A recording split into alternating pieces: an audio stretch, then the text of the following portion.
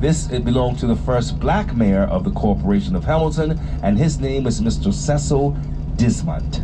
Now, I know you're looking at the house, and you're probably saying, Robert, that house needs a little TLC. Well, you're absolutely correct. Unfortunately, Mr. Dismont, he died back in 2004, and up until, I want to say around 2018, 2019, there was a white boat at that dock, and it did not move since the day he died. And the reason we found out, it took the family close to 15 years to sort out their affairs. Oh, wow. Yeah. And after all of that, what was the sign on that lawn last year? For sale, yeah. After all of that, for sale, yeah.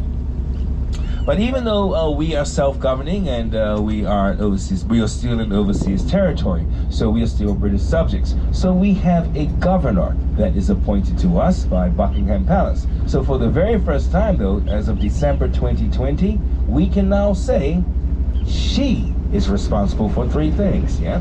She is responsible for external affairs, she is responsible for our police department, and she is responsible for our national defense. Well, a dark period in our history, back in 1973, our then governor, his name was Sir Richard Sharples, he was assassinated. They killed him, they killed his bodyguard, they even killed the dog. Wow. She said nothing, dog. Really? That always happens because nobody says a word when you say they killed the government. Nobody says a word when you say they killed the bodyguard. But when you say the dog, yeah. That boat has been there for the last 2 years courtesy of a hurricane that we had 2 years ago. And that is an example of when people have way too much money because it's just sitting there and he has to, but they've been stealing stuff. They've been, privateers have been taking stuff off it because they've been stripping it.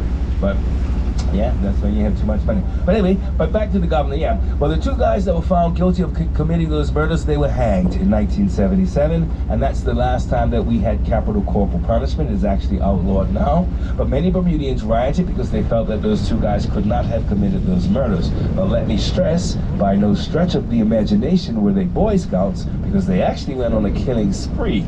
And one of them was actually found guilty of killing the police commissioner some months prior to that. But many people felt that it was literally 3 precision shots, the work of a marksman. That's why they felt they could have committed those murders. And we say all of that because to our left, the pink house that you see there with the navy blue blinds with all the palm trees in front, that is known as Tideaway.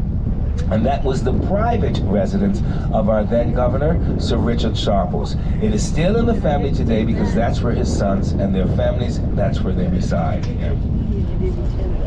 Now, as we swing our attention to the right, all those trees you see there to the far right of that island, those are the Casuarina trees that we were speaking of earlier, yeah?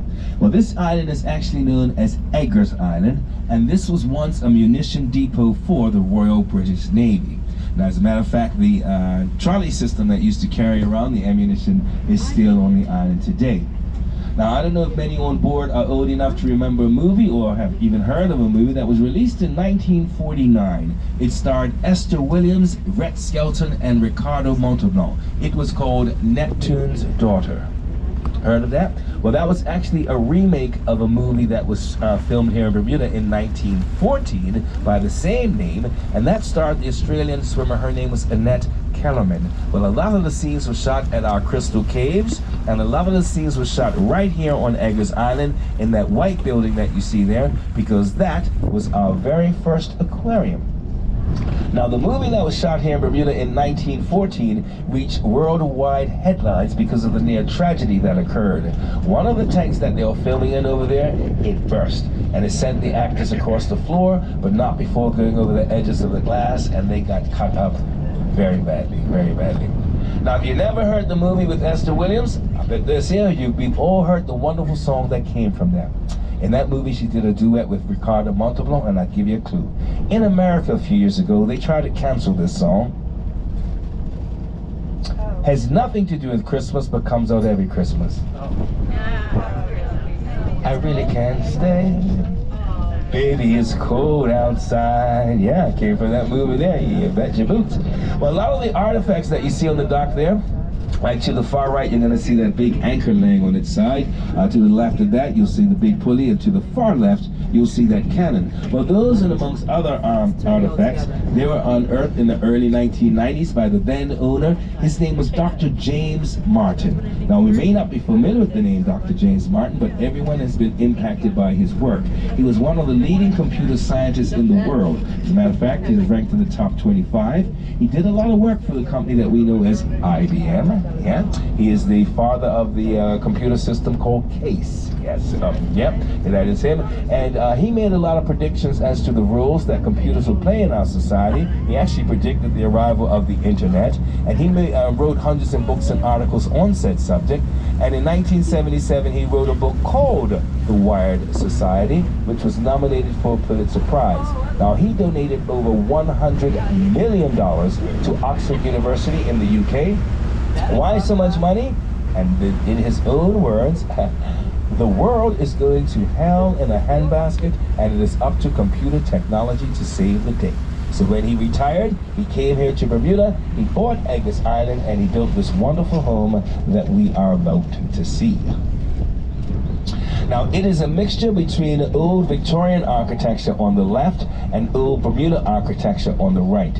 Now, by Bermuda building codes and standards, apparently that left-hand side was built 4 feet too high, and it is still 4 feet too high, which means one thing and one thing only. Money talks, yes, money talks, yeah. Now, when you go to the right-hand side of that, you're going to notice that buttery thing again, yeah? Well, that is part of his kitchen. And he did a pretty cool thing one time. He had these reporters sitting up there in his kitchen, and he had them sitting in these plexiglass chairs. But what is cool is that the floor that they were sitting on is made of glass. So they had this feeling of being suspended in the air. But it gets even cooler, because underneath that glass floor, it's a big old fish tank. Yeah, and it gets even cooler still, because while they're sitting on the plexiglass chairs on the glass floor looking at the fish tank, they're able to see into one of the caves that are around that island. Yeah. Now, if you look to the right of that dock that you see there, underneath the brush, you're able to see the opening of the very cave that they see while they're sitting up there in the kitchen. Yeah.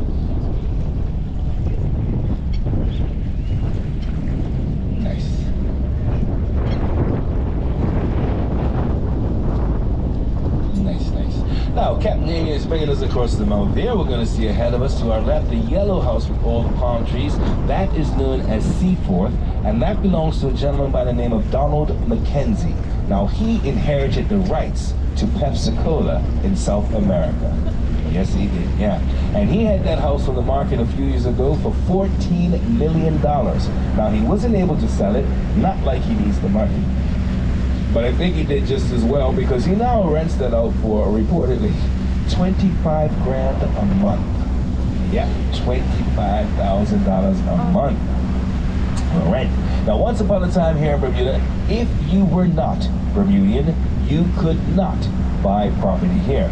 But they have relaxed that a bit, but there are 2 caveats.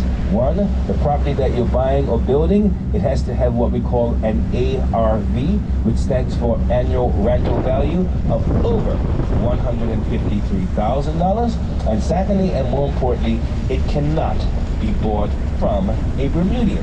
It has to be bought from a non-Bermudian. So the area that we were speaking of earlier with the Ross Perot's, etc., well, that's where you'll find the majority of those homeowners in that area to be non-Bermudian. Yeah.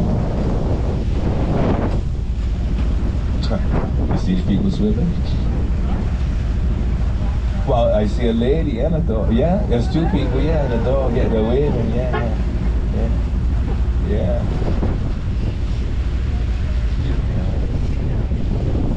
Not that high here. Not even down there. Well, my favorite house on this entire tour is coming up on our left. It's going to be a little white cottage, and there she is. Right on the water's edge, it has the 2 opposing chimneys. Well, this is one of the places where Mark Twain stayed when he visited Bermuda, and he visited Bermuda quite often, so much so that he found it necessary to petition our government when they were introducing automobiles to the island. He felt that it was going to ruin the tranquility of Bermuda. Now, he has a very famous quote pertaining to Bermuda, and I paraphrase, when you die, you can go to heaven if you want. I'd rather stay right here in Bermuda. Yeah, my other favorite Mark Twain quote, you go to heaven for the climate, you go to hell for the company. Yep. Now you're going to see that pink house over there. It has 4 chimneys. It is called 4 chimneys. There you go. Owned by the Gibbons family, very wealthy family here in Bermuda. Sir David Gibbons, he was our premier, sort of like our president in the early 70s. And at one time he was in the top 10 of the wealthiest men in the British Commonwealth. Now this family here in Bermuda, they own pretty much everything. They own banks, capital G for Gibbons, which is now the Clarion Bank. They own car dealerships, they own clothing stores, they even own property in Times Square in New York. Very, very wealthy.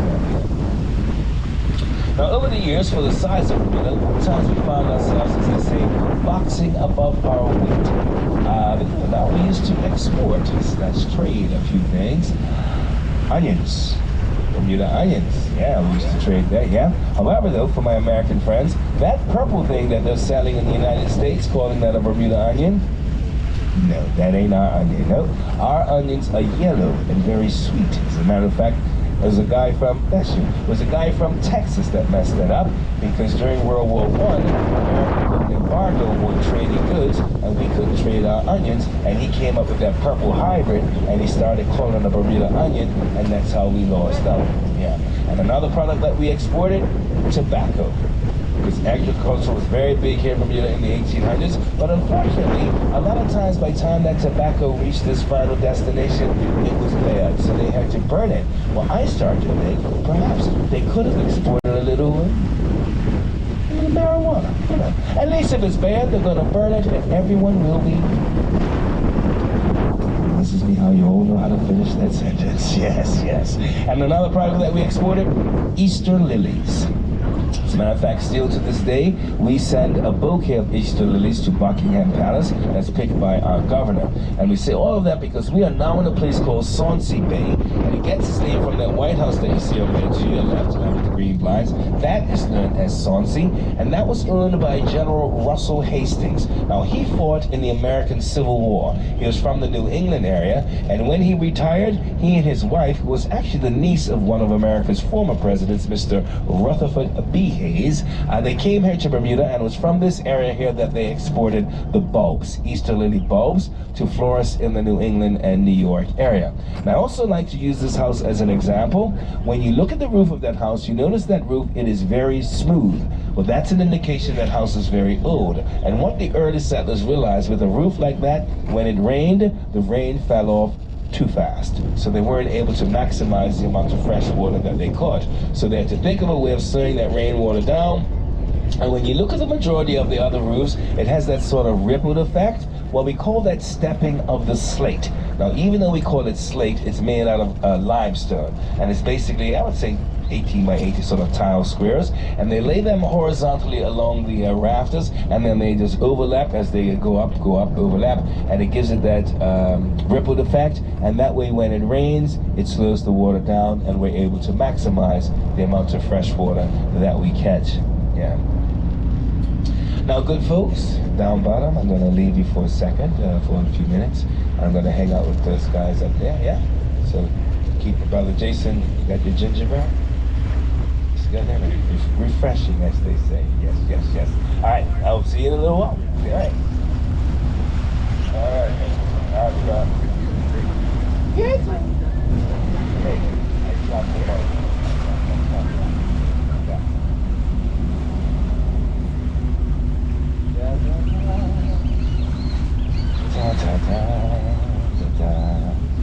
How you doing? Movie stars home? Yes. Michael Douglas? You're jumping ahead of the toys. You're jumping ahead of the toys. You just, yeah. What you been drinking? You had that Dr. Storm? Yeah, that's, see? Just that drinking that Dr. Stormy, Jason. Yeah, you're little. Jumping ahead into a captain. That's okay. But as we are coming into the city of Hamilton, we're going to see over there to our left, the beige house that has the red chairs. Well, that too is owned by General Russell Hastings, but I think he took that general thing a bit too much. Because when you look at that wall in the front, what does it remind you of? A fort, yeah. The cannons coming in, yeah.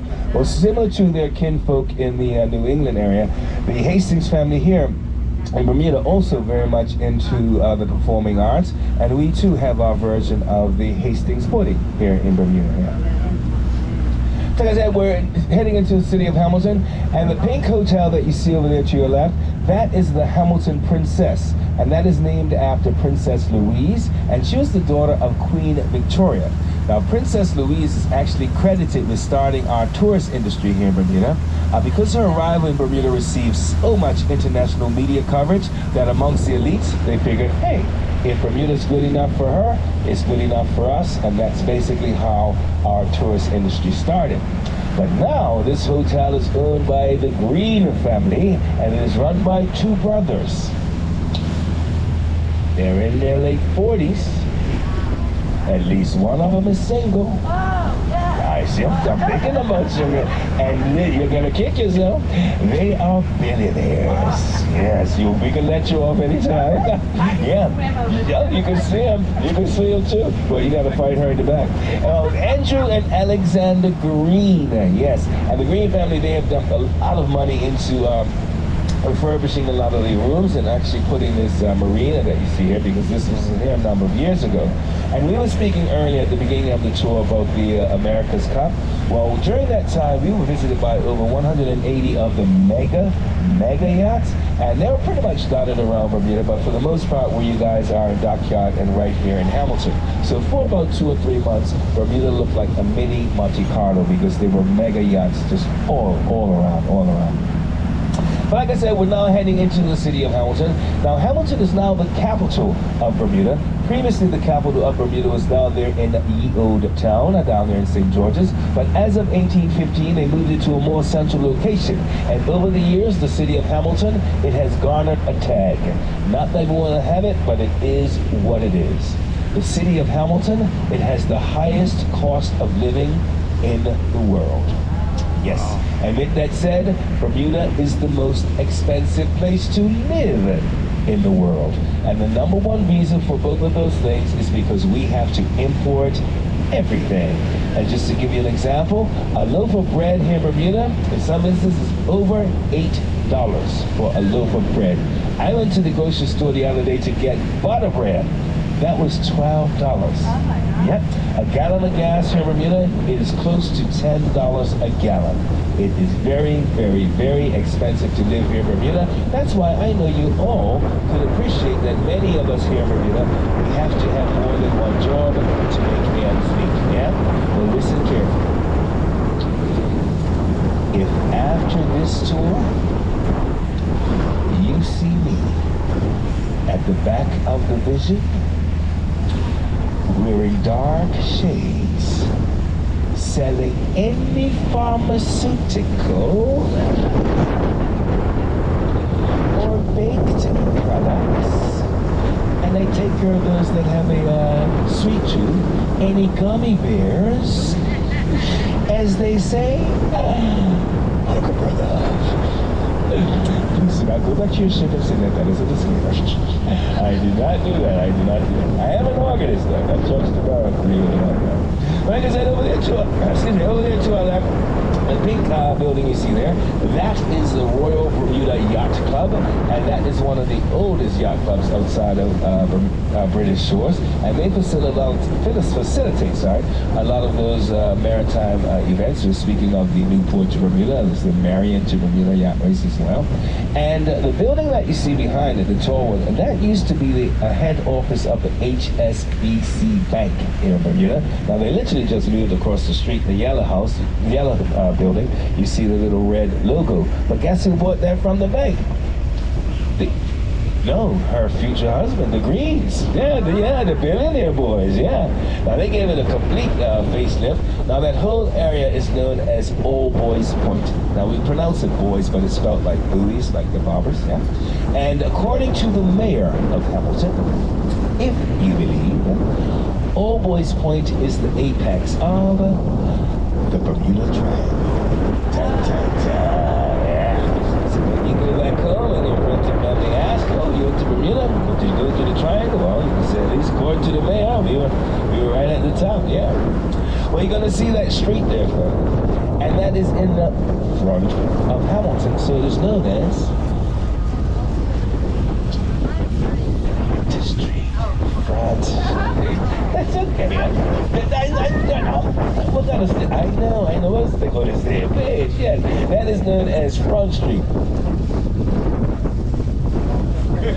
That is known as Front Street. Now, this used to be, believe it or not, a major port for cruise ships. Up until, I want to say around 1987, yeah. This used to be where the cruise ships came, between here and St. George's. But because they're building the cruise ships the size of your ship, there's no way they can fit through the two-hour passage, yeah. So, but this still caters to the smaller ones, yeah. Now you're going to see that cathedral in the back there. That is the Anglican Cathedral, and us here in Bermuda being British, so the Church of England is sort of the unofficial religion here in Bermuda. And but that building actually serves as restrictions for buildings in the city of Hamilton. As you can clearly see, no building in the city of Hamilton can be taller than that or obstruct its steeples. Yeah. And again, you cannot make this up. There are 3 churches on that street, and that street will be known as Church Street. You got that one, yeah, Church Street, yeah. Now when you go to the right of that, you're going to see that building. It has the 2 towers, and it has a clock on the left tower. Well, that is Bermuda's House of Parliament. Yeah, that's where the House of Assembly, that's where the laws are debated and all that fun stuff. The politicians hang out. And that clock that you see on the left spire, that was donated to Bermuda by Her Majesty the Queen Victoria when she was celebrating her silver jubilee. Now, like I said, that is our House of Parliament. Now, that building used to also house our Supreme Court. Is that this House of Parliament, Supreme Court? Well, the street adjacent to that building on the left, Parliament Street. The street adjacent to that building on the right, Court Street. Yeah, you get the gist, yes. Now, we were mentioning earlier that about things being imported to Bermuda. This is, you see the containers there. That's our stevedore dock, and that's where I'll venture to say that 80% of the things that are imported, this is where they arrive. Now we get serviced every week by 2 container ships. One, the Oleander, which sails out of Port Elizabeth in New Jersey. The other is the Bermuda Islander, which sails out of Salem, New Jersey. And we get serviced bi-weekly by a container ship known as Summers Isle, which comes out of Fernandina in Florida. And that's basically how we get our supplies here in Bermuda for the most part. Now, a lot of people will ask, oh, Robert, you guys don't have any farms? You don't have any fresh produce? Of course we do. We go to the market every day. You get fresh fruits and vegetables and meats and what have you. However, these farms are not large enough to sustain the entire population of Bermuda. Yeah.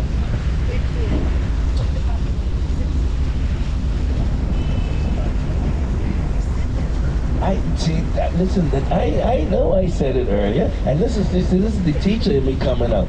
Did we not go over this at the beginning of the Yes, we did. 63. I mean, actually, that is a decline here. We were up to 65,000 people, and from the previous, census, yeah? And then when they took a new one, the latest one, the population had declined. We have lost a lot of people. Have gone over to, because of the cost of living and things are really, really hard. They've gone over to England. Yeah, so yeah. We've lost a lot of Bermudians that moved over to England. Yeah. Now, for those of you that follow tennis, believe it or not, tennis was introduced to the United States via Bermuda. Yes. Now over there to your right, there you're going to see that big 3-story terracotta house that has the tall flagpole in front of it. Well, that is known as Claremont, and that house is Bermuda's very first tennis court, lawn, of course. Now, tennis, as we know it, was established around, give or take, 1850. Well, in 1873, a lady by the name of Mary Outerbridge. She was born in the United States, but her parents were Bermudian, and this was their home. Well, in 1873, she came to Bermuda to visit her parents, and she saw these British servicemen playing this game she had never seen before. Well, she asked about it. They taught her how to play. She then took that to Staten Island Cricket Club in New York, and that is how tennis got introduced to the United States, from right here in Bermuda, yeah. And she is now known as the mother of modern tennis, yeah. Now, when you go to the right of that, you're going to see that big house up there that has a black roof. And you may say to yourself, oh, Robert, we're not drinking from it. But I'm going to tell you what, though. We want to drink from that house because you know who owns that house? The Goslings. The people that make the black rum, yes. The people that, the dark and stormy, yes. They own that house, yeah. Well, people say, well, how would they get their water? I'm not quite clear. Sure, I literally stay like 10 seconds on the other side of that house, believe it or not. And we would assume that they have what they call an above ground tank, and we'll see what one of those looks like in a moment. But you can clearly see that that is not Bermudian architecture, yeah? It's from where they're from in England, because back in 1806, they were sailing from England to the United States, and they had 10,000 pounds in terms of currency worth of rum and different wares to sell in the United States, and they had what they call a 90-day charter, which means they had 90 days to get to their final destination without penalty. Well, unfortunately for America, the 90 days was up. Fortunately for Bermuda, they had to come to the nearest port, and they've been here ever since, yeah. Now you're going to see that road there to your left. It wraps around the harbor, so it is known as Harbor Road, yes, and that is our narrowest, as we would say, major thoroughfare. There are certain portions of this road when it comes to opposing cars. Someone needs to give way, and I'm going to see if it's going to happen. Of course, no cars are coming the other way, because this blue house, when you right here that we're going to cross, the right rear portion of that house, it actually juts out into the road.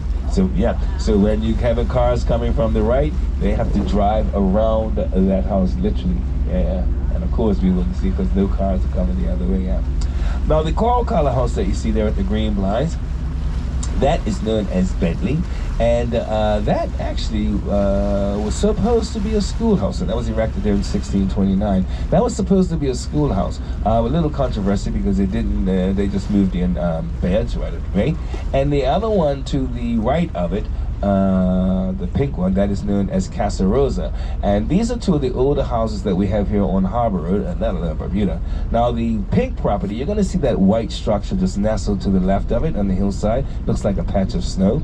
Well, that is a water catchment. Now, as you can appreciate, houses that are built very close to the water's edge, they cannot have that tank. They cannot have that cistern underneath the house, so they have to have what we call an above ground tank, and that would service the same purpose as the roof, and you would treat it as such. And you see an example of another one just ahead of us over there, a little larger, and that particular one that we are going to go across in a few seconds, that particular one services the house to the right of it, which is known as Cliff Lodge.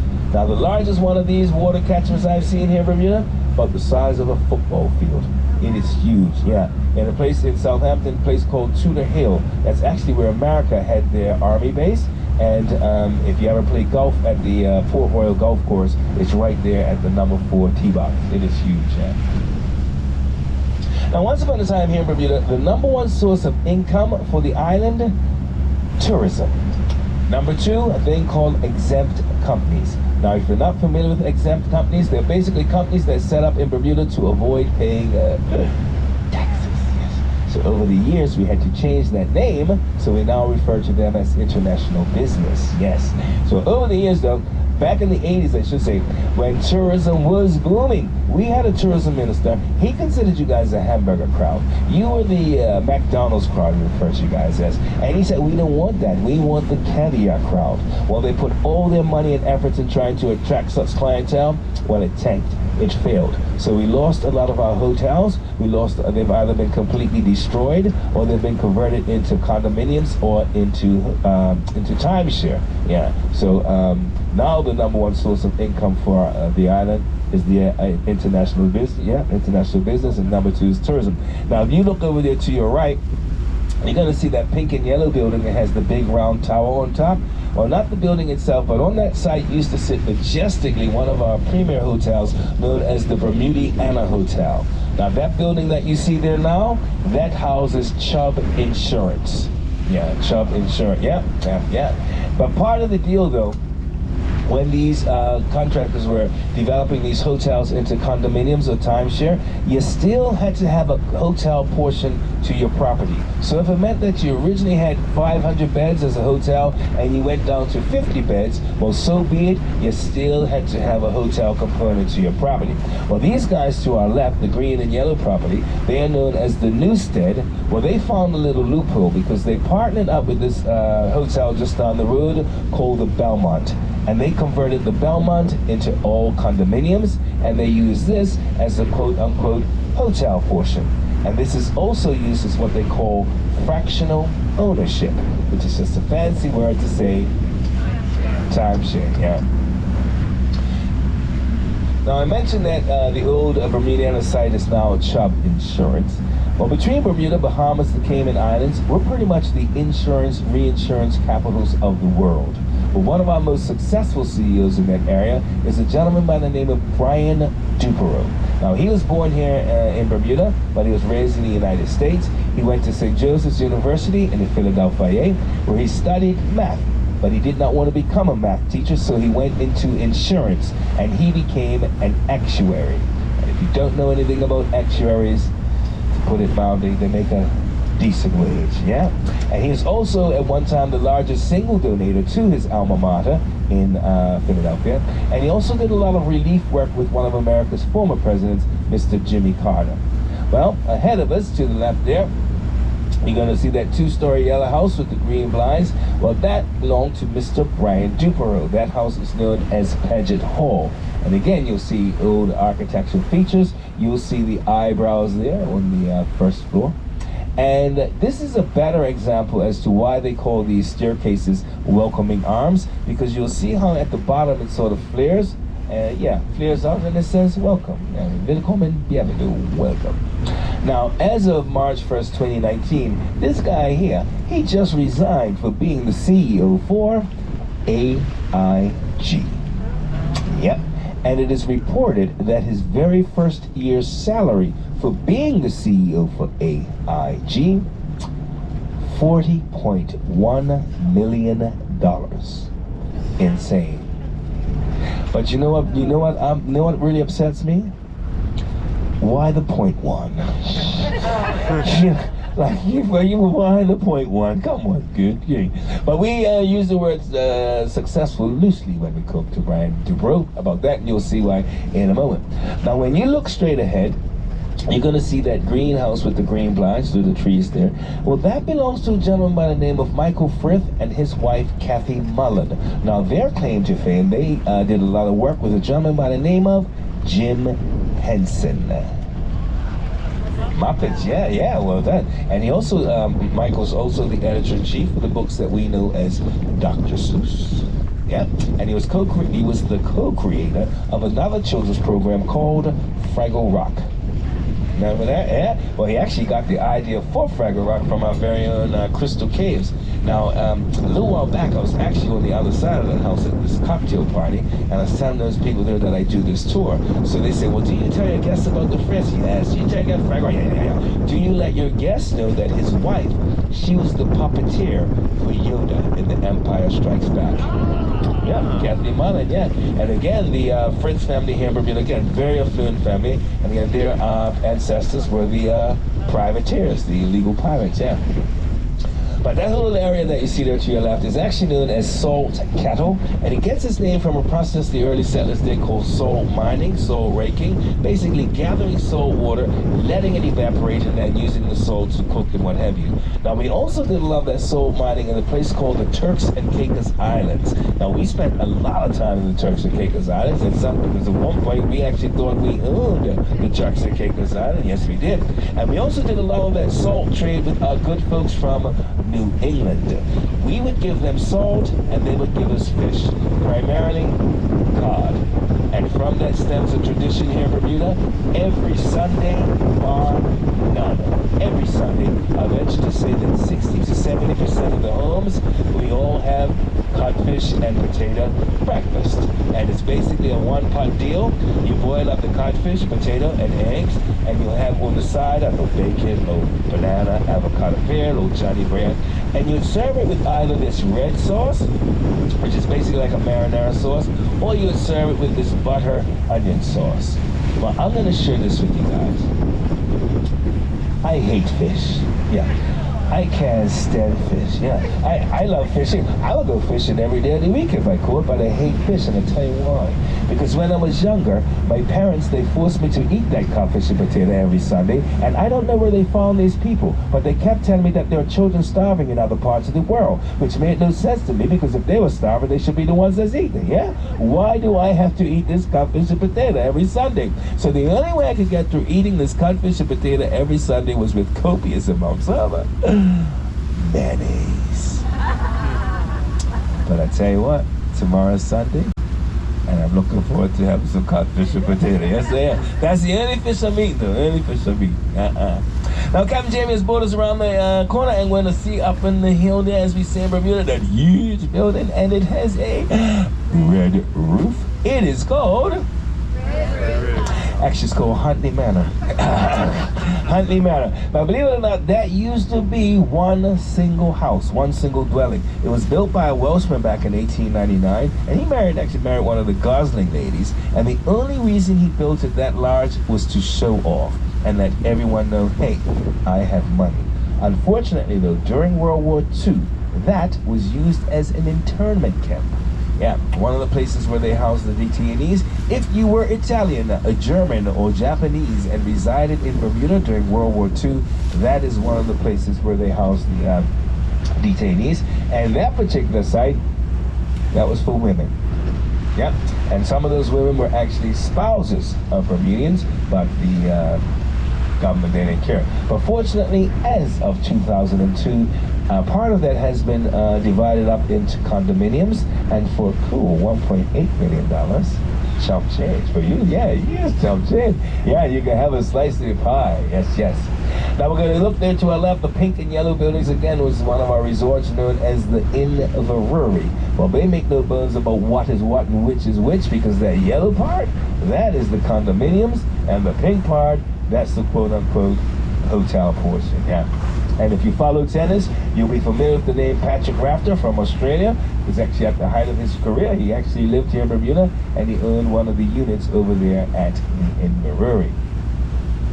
Now, as we turn our attention to the right, we're going to see that island ahead of us. That is known as Hinson Island, and that is the largest island outside of the 7 main islands that's inhabited year-round. Now, that island used to belong to the Cox's family, which used to also own the ferry service. Well, they sold the ferry service to the government with the understanding that it would service the island. Well, a lot of times the ferry went over there and nobody needed the ferry, so they were wasting their time. So they came up with a very simple solution. Once we get across the zone, inside that little yellow hut that you see there on the dock, there is a red flag. And if you want to get off the island, you just put the red flag on the pole that's over there, and the ferry operator sees that, he will stop by. No flag, it keeps on moving. Simple as that. Now, there are no cars allowed on that island. There are, I want to say, 27 houses on that island, and let's just say we had the money to buy one of them. It was for sale.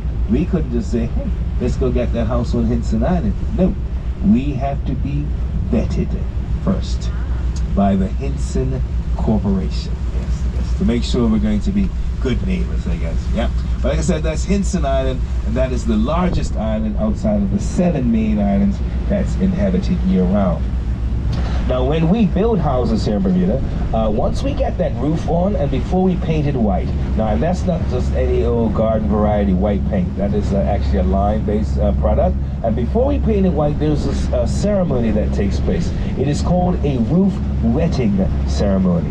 Now, some, they consider it alcohol abuse, because they literally take an entire bottle of the Gosling's black rum and they pour that on the roof. Yeah. Yeah, that's why our Captain Jamie, he likes to hang around a lot of construction sites when they are, it's just, waste not, want not, Jamie says. Tell I want. Now, the pink hotel, the yellow hotel that you see there, that is the Belmont. That is the one that partnered up with the fractional ownership that we saw earlier. This is the one that they converted into all condominiums. And this also houses one of 9. Bermuda is only 21 square miles, and in 21 square miles we have 9 golf courses. We used to have 10, believe it or not, yeah. Now the next house we speak of belongs to none other than the son of the soil, and I call him son of the soil because his mother was Bermudian, and we speak none other than Mr. Michael Douglas. Yes. Now his family here in Bermuda, they are the Dill family, D-I-L-L, and amongst many things, they own a resort down there in Devonshire known as the Aerial Sands. Well, back in the early 2000s, he and his wife, Catherine Zeta-Jones, they decided that they were going to raise their children here in Bermuda, so they bought this house called the Longford. Now, it's a little tricky to see, but Captain Jamie is going to get us there, and while he does, we're going to get our bearings. Now, we're going to look straight ahead at those white condominiums, and we're going to go right to the top where you see 4 tall palm trees. Are you with me? Yeah. Great. Now, we're going to stay back there by those palm trees, but we're heading left. We're heading left, we're skimming the rooftops and skimming the treetops back there. Keep going left, hop over that orange building back there. We'll keep going left, hop over those palm trees, keep going left, and bam, that house that is sitting right up there by itself. It has a chimney on the left-hand side. Yep, and you see the lattice going around the porch on the 2nd floor. Yeah. Well, that is their house known as the Longford. Now, you can't tell from this angle, but that property literally takes up the entire block up there on St. Mary's Road and Cedar Hill. And as they like to say, it has the usual amenities in terms of a guest house, a swimming pool, a tennis courts, etc., etc., etc. Well, I'll tell you what, in 2007, I actually got to hang out there for a while. The reason? In 2007, we did the musical here, Dreamgirls, here in Bermuda, and I was the musical director for that.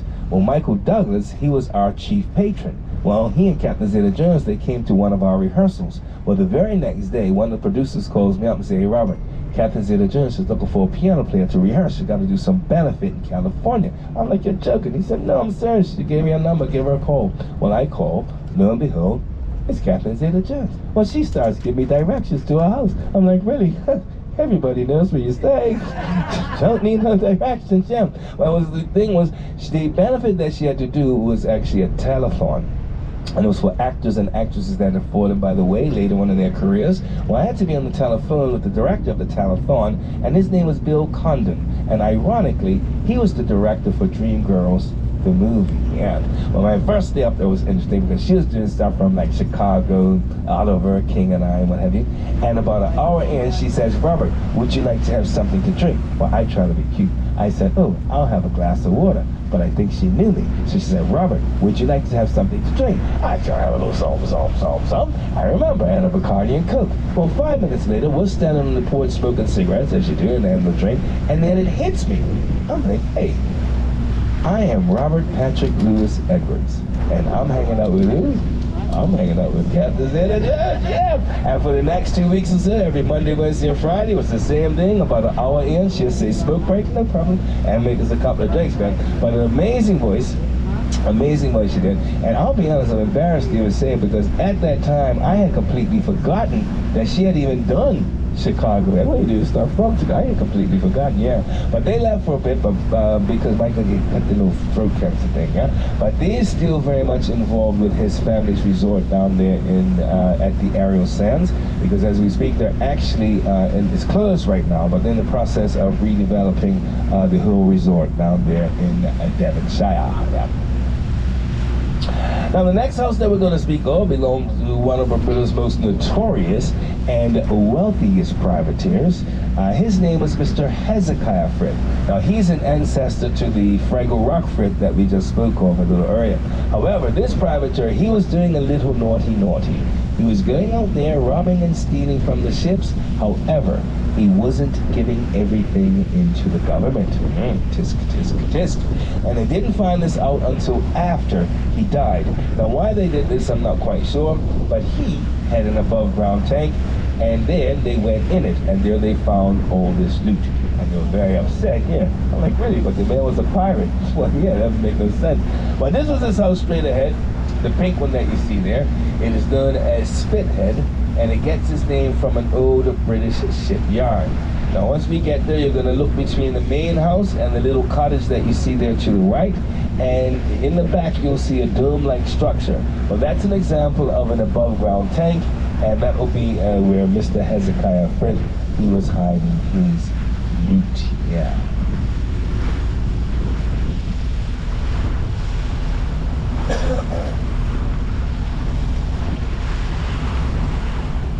Alright, now she is, yeah. So yeah, right between the main house and the cottage there, you see that structure in the back there. So that's an above ground tank, and that's where Mr. Hezekiah Frick, he was hiding, stashing his loot, yeah.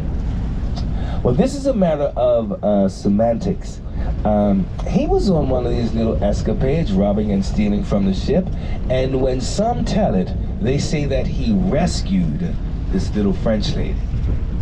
When others tell it, they say he kidnapped her. Yeah, but either way, he brought her here to his à la maison, and he kept her here as his mistress. Well, the subsequent owners of this property have all said they have seen her ghost. Yeah, and one of those owners were none other than the British entertainer and playwright, Mr. Noel Coward. Yeah, and another one of the owners was another American playwright, Mr. Eugene O'Neill. Now, I don't know if you've ever seen any of their works. Well, I've seen a play by Eugene O'Neill. It was called A Long Day's Journey into Night. Now, folks, if you've never seen the play A Long Day's Journey into Night, I'm here to tell you that that play is truly a long day's journey into night. That play is like 2 weeks long. Jesus, G, give me a break, mercy. But he actually had a daughter that was born here. She went to school in the United States, high school. And when she graduated high school, she got married. Not that anything's wrong with that. It's just that she married a gentleman that was 54 years old. And by all accounts, that marriage should not have lasted, but it did. And it lasted until he died. And he died at the age of 88. Pretty impressive, yeah? Well, I'm more impressed with the fact that they had 8 children. Yes, because that was before Viagra. So you got to give that guy his props. Well, that guy's name? Charlie Chaplin.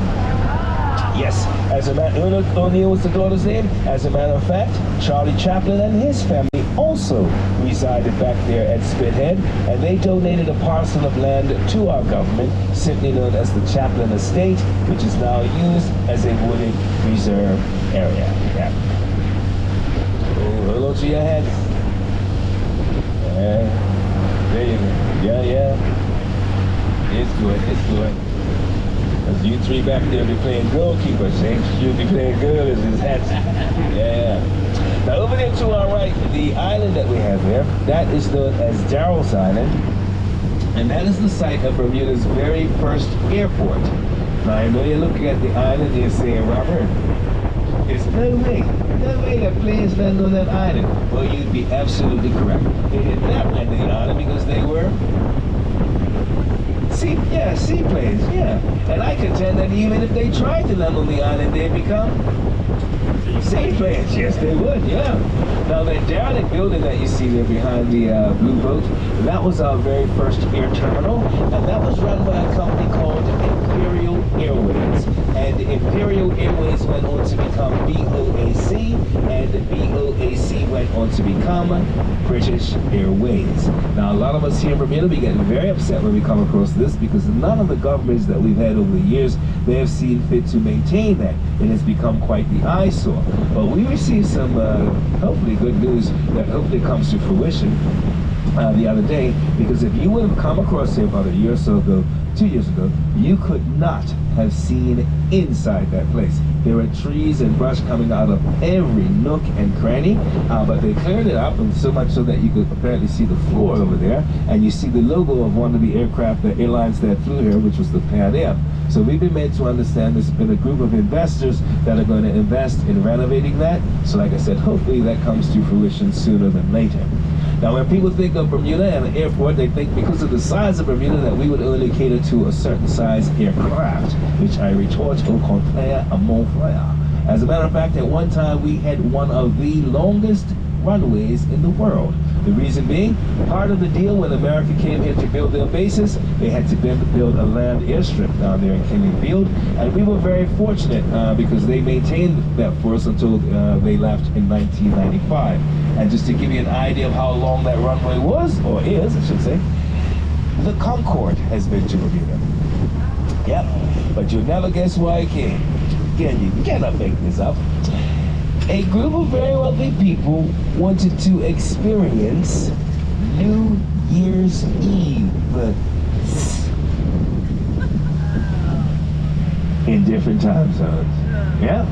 And we had a lady on the board 2 weeks ago, and she says she remembers that because in the early 1990s, because they were giving away one seat as like a radio promo, and where I want to say she's from Boston, but they were giving away, and she said she remembers filling out the thing every day to try and win that seat. Yeah. Now I don't know if any of you are going to be brave enough to go to the beaches.